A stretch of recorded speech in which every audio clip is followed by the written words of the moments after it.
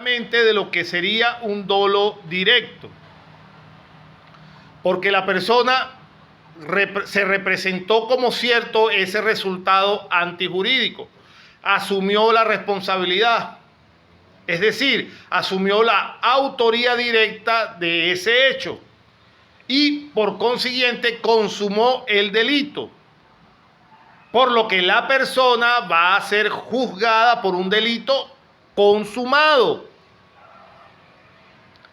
Pero si a pesar de todo lo expuesto anteriormente, dicha persona no llega a conseguir su objetivo, ¿qué tipo de delito será? Ubíquense en la descripción que le estoy haciendo. La persona intenta matar a otra, se le para al frente, lo consigue, pero no logra matarla, no consuma el hecho. Entonces, ¿qué tipo de delito será? Esto será un delito en grado de frustración o puede ser en grado de tentativa. Entonces, ya aquí estaríamos identificando lo que se conoce como delito de frustración o en grado de tentativa.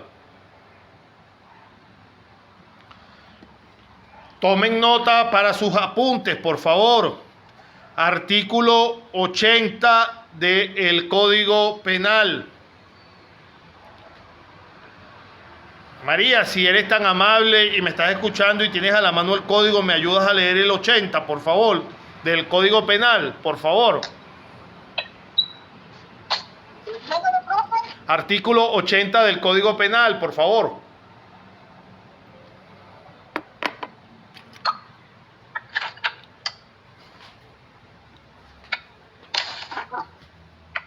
De la tentativa y del delito frustrado. Artículo 80. Son punibles, además del delito consumado y de la falta, la tentativa de delito y de delito frustrado.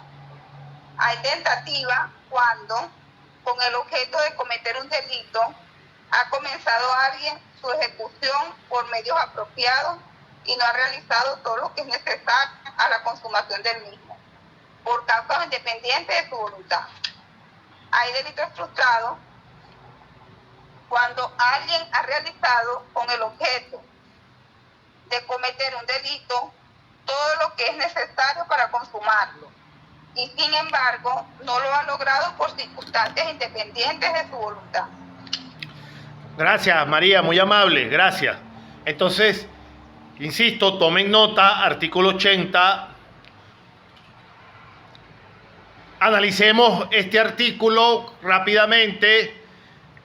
Nos va a llevar entonces este artículo a señalar que el dolo directo puede llevar a qué. Insisto, partiendo del artículo 80, el dolo directo nos puede llevar a qué. A un delito consumado como primera alternativa, a un delito en grado de tentativa y a un delito en grado de frustración. Repito, el dolo directo nos puede llevar a un delito consumado, nos puede llevar a un delito en grado de tentativa y también nos puede llevar a un delito en grado de ¿qué? En grado de frustración. ¿Cuándo se da cada uno de estos casos? Expliquémoslos entonces a través de ejemplos sencillos para su mejor entendimiento. En el delito consumado, recordemos que es cuando yo tengo la intención, me la represento como cierta, como probable, y el fin es un resultado antijurídico. Es decir, tengo la intención de que lo voy a hacer, tengo el medio idóneo, que es el arma, consigo a la persona, le disparo y la mato. Es decir, estoy dentro de los parámetros de lo que es un delito consumado. Primer caso. Pero si no logro consumar el crimen, si no lo logro consumar, si no logro asesinar a mi víctima debido a causas externas, por ejemplo, cuando ciertamente yo con intención de matar a la persona la consigo y en el momento mismo del acto, cuando le apunto con el arma con toda la intención de matarla, esta persona en un intento por salvar su vida me dice, por ejemplo, me llora, me suplica, no me mates, por favor, oye, eso es un pecado ante Dios, oye, yo tengo hijos, X. La persona me suplica y me convence, con lo cual yo reflexiono y abandono la intención de matarla, pero la abandono de manera voluntaria y me retiro sin cometer ningún acto que previamente me proponía, caso en el cual habrá una tentativa, pero que ha sido por propia voluntad. ¿Se me entiende, no? Ha sido por mi propia voluntad. Pero si refiriéndonos al mismo caso que estoy ejemplificando, consigo a la persona y teniendo la intención de darle muerte y cumplido ya todos los requisitos expuestos en el ejemplo que estoy llevando subsiguiente con ustedes, tengo el arma, la apunto y justo en el momento en que voy a cometer el hecho y le disparo, otra persona interviene en ese mismo momento y me sujeta por el brazo y me empuja desviando la trayectoria del proyectil que percuté, por lo cual fallo en mi intento de matar a la persona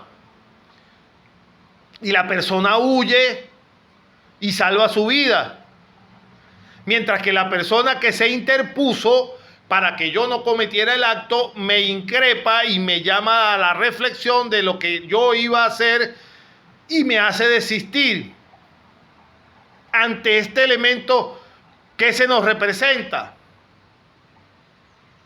Estamos entonces ante este hecho explicado en presencia, desde luego, ahora sí, de un delito. Ahora sí estamos en presencia de un delito. ¿Y un delito en qué? En grado de tentativa, porque por una fuerza externa o causas independientes a mi voluntad,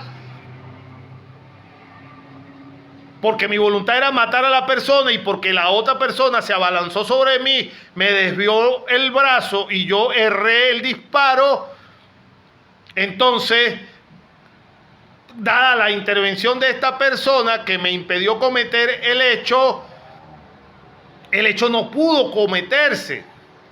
Entonces, fue por una circunstancia ajena a mi voluntad, puesto que de no haber intervenido ese tercero, yo habría consumado la acción que inicié y que tenía todas las características de ser un dolo directo hasta su fracaso y cese.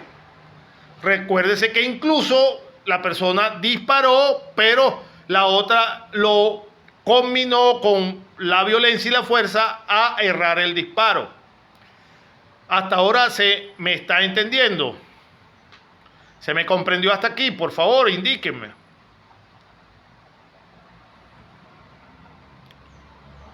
Sí, pero... ¿Se me está escuchando? Winifred, ¿escuchas hasta ahora, por favor? Paola, ¿me estás escuchando hasta ahora todavía, por favor? Sí, profe, aquí estoy escuchando. Perfecto, se me está entendiendo entonces. Entonces, ahí sí estamos, en el primer caso, no estamos ante delito, porque aunque yo tenía la intención de cometer el hecho, planifiqué y todo. En el primer caso, acuérdense, para diferenciar, gracias, para diferenciar, yo tenía toda la intención, pero voluntariamente, si es que la norma lo dice, acuérdense, por eso es que les digo que tomen nota del articulado para que después lo revisen y comparen. La norma me dice, si por un acto externo, fuera de mi voluntad, me impiden ejecutar el hecho, ahí sí estoy cometiendo un delito.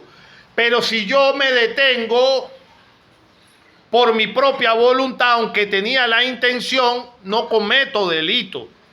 Es importante que diferencien un acto de otro para que no se vayan a confundir y tipifiquen una acción que no es delito como tal. Por eso es que se lo estoy detallando de manera paso a paso, que a lo mejor no sé si se les puede hacer pesada, pero no hay otra forma de explicarlo, para que entiendan un evento de otro. Como siempre se los he manifestado, el derecho penal no es repetitivo, aunque allí los homicidios se suceden a diario, pero un caso no es igual a otro. Por eso mismo es que en todos los precedentes que hemos estudiado no se permite la analogía como aplicación para juzgar un hecho punible, porque aunque el homicidio, el resultado del bien jurídico infraccionado o lesionado es la muerte, la pérdida de la vida de una persona, indudablemente las características de ese homicidio no van a ser igual nunca jamás que otro homicidio. Pueden ser parecidas, similares, pero nunca son iguales. Por consiguiente, cada caso debe analizarse con la individualidad que corresponde. Por eso es que entonces se los refiero. Sigamos entonces. Ya tenemos entonces señalado, identificado perfectamente cuando hay un delito de tentativa y cuando no lo hay. ¿Cuándo no hay tentativa? Cuando el agente detiene la ejecución del hecho por su propia voluntad. ¿Cuándo hay tentativa? Cuando la persona o el agente no puede cometer el hecho, ¿producto de qué? Producto de la acción de algún agente externo que le impide concretar el hecho, aun cuando él tenía toda la intención de cometerlo. Ahora, ¿cuándo se da entonces el delito de frustración? Expliquémoslo con un ejemplo sencillo igualmente. Si nos vamos al segundo parágrafo leído por nuestra compañera María, que decía más o menos que hay un delito frustrado cuando alguien ha realizado con el objeto de cometer un delito todo lo que es necesario para consumarlo, y sin embargo no ha logrado por circunstancias independientes a su voluntad. Una persona tiene la intención de matar a otra, cuenta con todo el medio independiente idóneo para hacerlo, pero sin embargo no logra consumar ese hecho por circunstancias también independientes de su voluntad, es decir, porque existe nuevamente una fuerza extraña que se lo impide. Y utilizamos el mismo ejemplo anterior. El mismo ejemplo anterior que le estamos conllevando del ejemplo que les coloqué. Entonces, la persona al estar al frente a la otra para matarla, le dispara con la intención de matarla, pero esta vez no hay alguien que se le abalance encima, sino que a pesar de que le dispara, falla. No sé, a lo mejor falló porque estaba nervioso en el momento de ejecutar el hecho. A lo mejor porque era malo disparando y no logró pegarle, pero tenía la intención de pegarle el disparo. Pero le disparó y por cualquier hecho fortuito se puso nervioso, estaba tembloroso pero por un hecho fortuito, no idéntico al caso anterior, que fue una persona que se abalanzó sobre él y le desvió la mano, sino que por estar nervioso no pudo dar en el blanco. O a lo mejor sí le pegó a la persona un disparo, pero solo la hirió. Véase que la persona en este ejemplo, siguiendo el mismo ejemplo, accionó el arma, disparó a su blanco directamente, pero por algún tipo de situación extraña no logró matarla. Entonces, si no se consumó el acto, fue por una circunstancia independiente a la voluntad de la persona.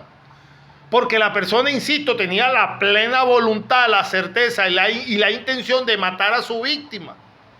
En este caso, entonces, estamos indudablemente ante la presencia de un delito en grado de frustración o delito frustrado. No estamos ahora ante una tentativa. Estamos en este caso ante un delito frustrado porque no hubo la intervención de un agente externo que le impidió al sujeto matar a la víctima, sino que por otras causas ajenas, con plena intención, no logró dar con su cometido, inclusive la pudo hasta haber herido. ¿Se entiende el ejemplo? Mis queridas estudiantes, ¿se entiende el ejemplo de la diferenciación entre tentativa y frustración?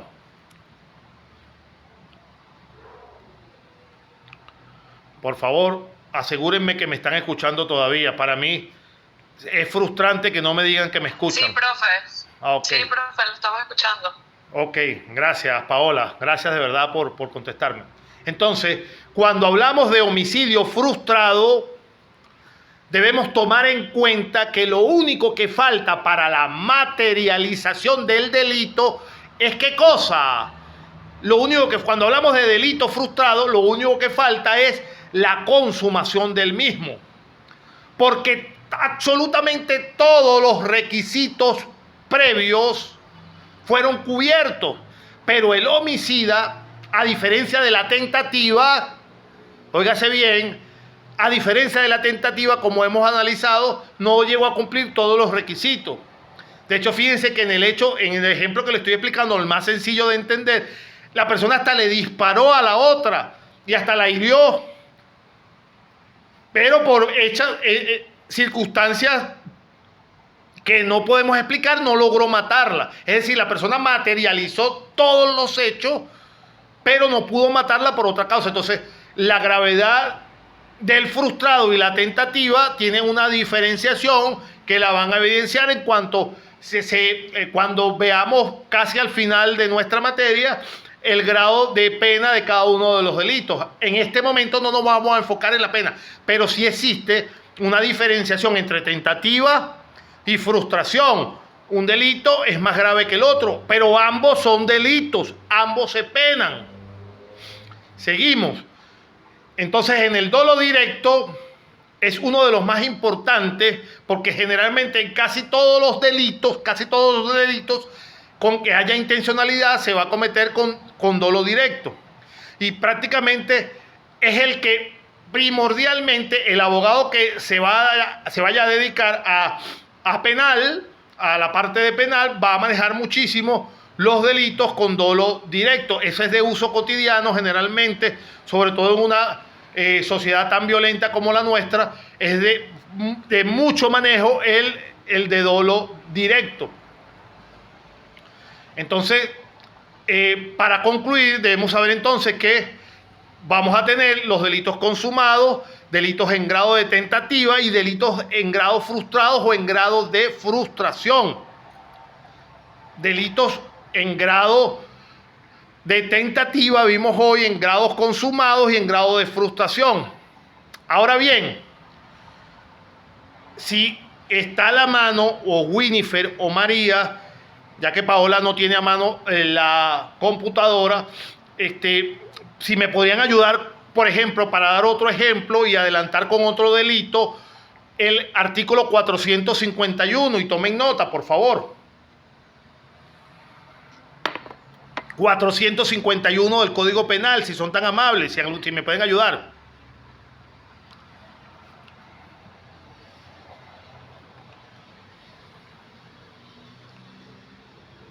Ajá. 451. 51. Ajá. Todo el que se apodere de algún objeto mueble perteneciente a otro para aprovecharse de él, quitándolo sin el consentimiento de su dueño del lugar donde se hallaba, será penado con prisión de 1 año o 5 años. De 1 año a 5 años. Si el valor de la cosa sustraída no pasare de una unidad tributaria, la pena será de prisión de 3 meses a 6 meses. Se somete también este delito cuando el hecho imputado recaiga sobre cosas que hagan parte de una herencia aún no afectada y por el copropietario, el asociado o coheredero, respecto de las cosas comunes o respecto de la herencia indivisa, siempre que el culpable no tuviere la cosa en su poder. La cuantía del delito se estimará hecha la deducción de la parte que corresponde al culpable. Gracias, María, muy amable. Fíjense ustedes entonces, ya estamos hablando en el 451 del hurto. En el hurto, la acción consiste en ¿qué cosa? En apoderarse de una cosa mueble. Pero debemos cerciorarnos de si existe apoderamiento. Describámoslo, prestemos atención. Existen diversas teorías que tratan de explicar este hecho. La primera teoría es la teoría de la apprehension rei.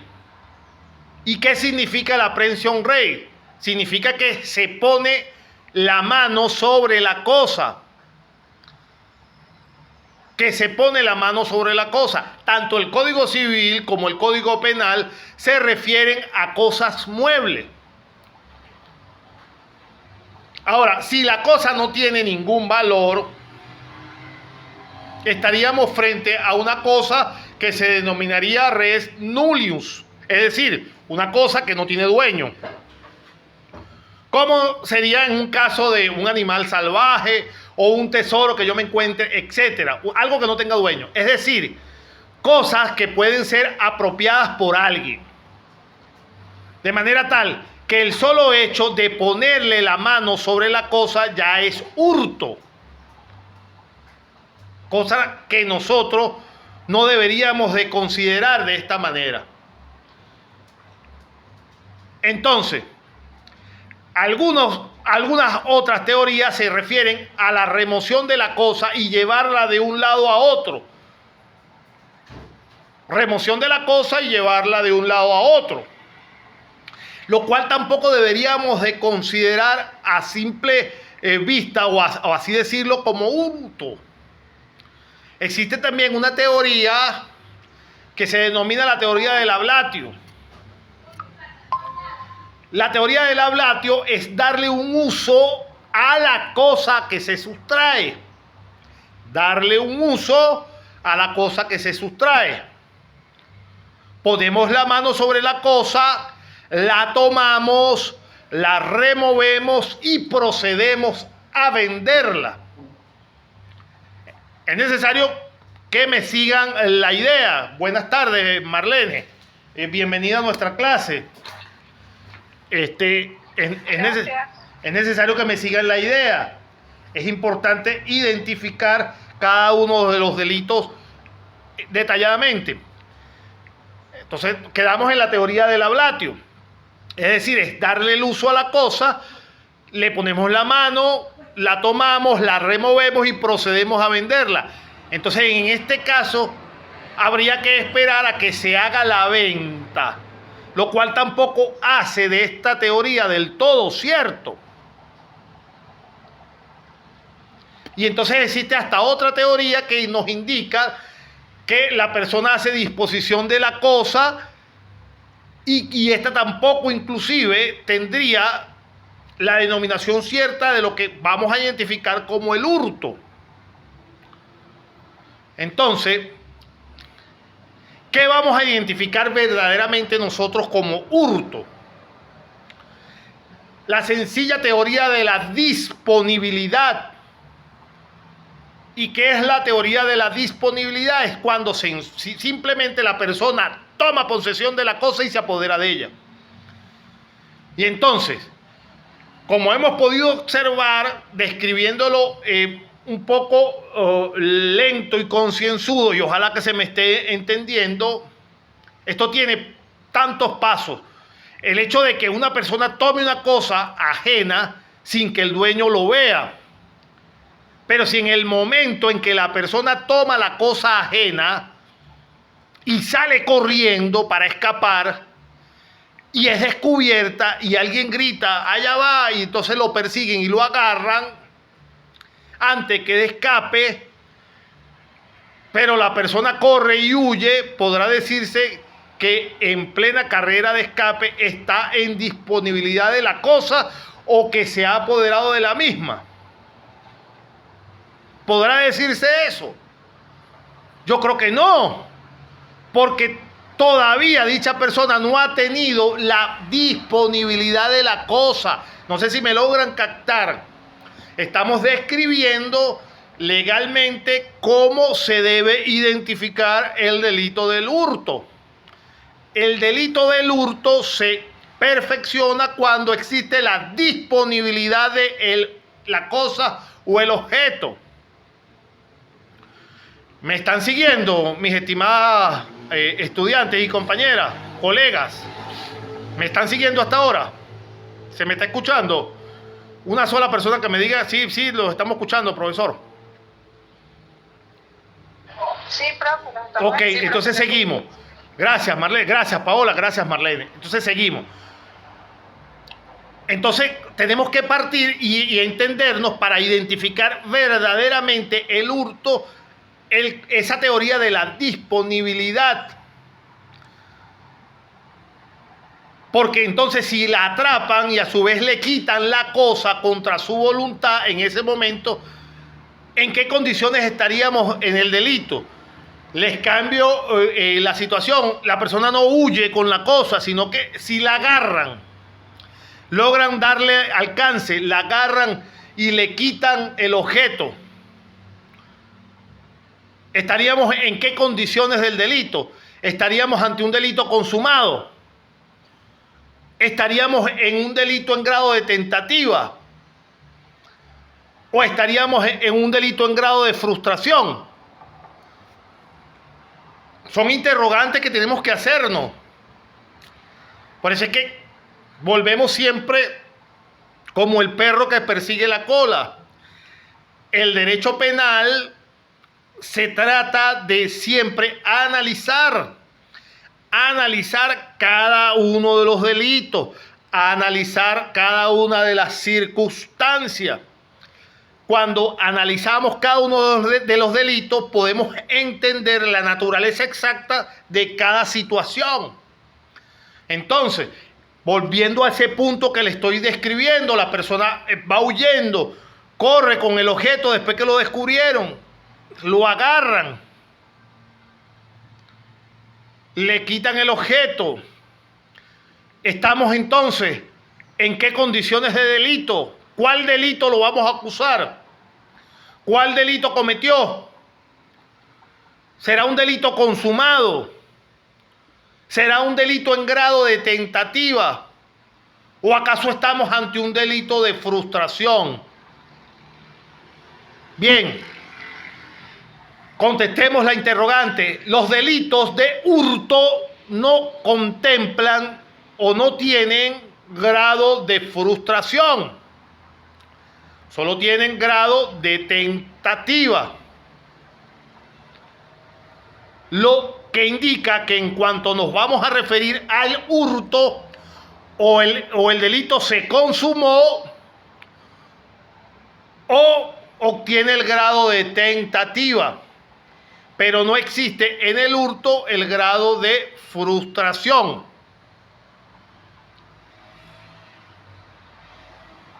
¿Se entiende? Los delitos de hurto no van a contemplar un grado de frustración, sino que o se consuman, se llevan a cabo y la persona huye con la cosa en su poder, o al detenerlo se va a denominar tentativa de hurto, pero no jamás vayan a decir en un ejemplo que se denomine de hurto, eso es un delito en grado de frustración, porque los delitos de frustración, perdón, los delitos de hurto no conllevan denominación de frustración. Quedado claro este punto, que yo creo que sí se entendió perfectamente. Entonces, si se agarra a la persona con la cosa y se le quita a la fuerza, ¿va a ser un delito de qué? Un delito de hurto. Hurto, eso es un hurto, el señor cometió un hurto. ¿En grado de qué? En grado de tentativa. Entonces, si nos ponen un ejemplo en una actividad evaluativa o ya en su carrera profesional, cuando ya se gradúen, mis queridas colegas, cuando vean este tipo de hecho, ¿qué ustedes van a denominar? No, vale, eso es un hurto. Lo agarra, robó algo en una tienda, salió corriendo, lo agarraron, se lo quitaron. No, eso es un hurto en grado de tentativa. Perfecto. No va a haber ningún tipo, no, porque lo agarraron y entonces se lo quitaron, eso es frustración. No, es un delito de hurto en grado de tentativa. ¿Por qué? Porque el hurto no conlleva frustración, sino que o se comete el hurto o se tiene un grado de tentativa, porque la persona no llegó a qué, a lo que yo le describí inicialmente, a disponer de la cosa. Aunque por supuesto él tuvo toda la intención, pero lamentablemente se la quitaron. Perfectamente. Ahora bien, pongamos otro ejemplo para identificar el tipo penal, la calificación o el grado del dolo.